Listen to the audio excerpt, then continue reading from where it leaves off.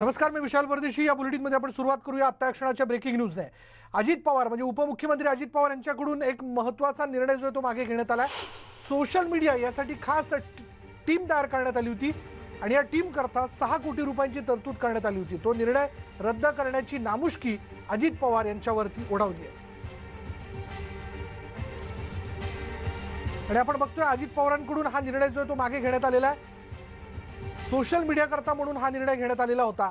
साधारण 6 कोटी रुपयांची म्हणजे सोशल मीडिया इमेज बिल्टअपसाठी सोशल मीडियाच्या संदर्भातली एक टीम तयार करण्यात आलेली होती आणि याला 6 कोटींचं बजेट जे होतं त्याची तरतूद करण्यात आली होती. तो निर्णय अखेर मागे घेण्यात आल्याचं आपण बघतोय आणि हा निर्णय मागे घेण्याची नामुष्की त्यांच्यावरती ओढवलेली आहे. आता क्षणाची महत्त्वाची बातमी आपण बघतोय.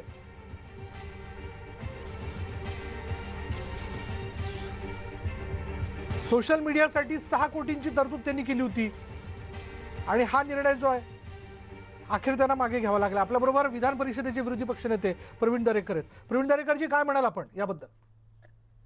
नाही, अत्यंत चांगला निर्णय या ठिकाणी घेतलाय. त्याच्याबद्दल मी अजितदादांचं स्वागत करतो, आभार मानतो. कारण शेवटी घेतलेला निर्णय त्या ठिकाणी लगेच मागे घेणं याच्यासाठी पण मनाचा मोठेपणा लागतं, औदार्य लागतं.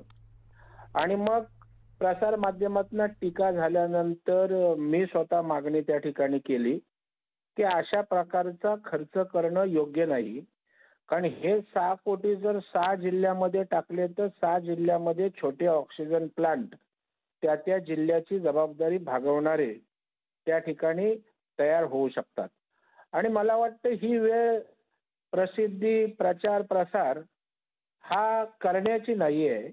आणि त्याच्यामुळे 6 कोटी एवढी मोठी रक्कम जे लोकांच्या करातनं, श्रमातनं, घामातनं जो पैसा सरकारकडे जमा होतो त्यातनं खर्च करणं संयुक्तिक नव्हतंच. आणि त्याच्यामुळे जर अजितदादांनी स्वतःहून सोशल मीडियाच्या त्या टीमसाठी केलेली प्रस्तावित तरतूद त्या ठिकाणी मागे घेतली असेल तर ती निश्चितच या ठिकाणी स्वागतार्ह आहे. कारण सोशल मीडियात जो तो आपापल्या परीनं करत असतो. सरकार म्हणून खर्चच करायचा असेल तर मी सांगितलं की आदिवासी विभागांमध्ये आजही त्या ठिकाणी या लसीकरणासंदर्भात, कोरोना संदर्भात अज्ञान आहे. लोक या ठिकाणी बरोबर, त्यांच्या जागृती करता म्हणून जे कॅम्पेन करणं फार आवश्यक आहे किंवा आरोग्य व्यवस्थेवरती हा खर्च होऊ शकतो. धन्यवाद प्रवीण दरेकरजी आमच्याशी बोलल्याबद्दल.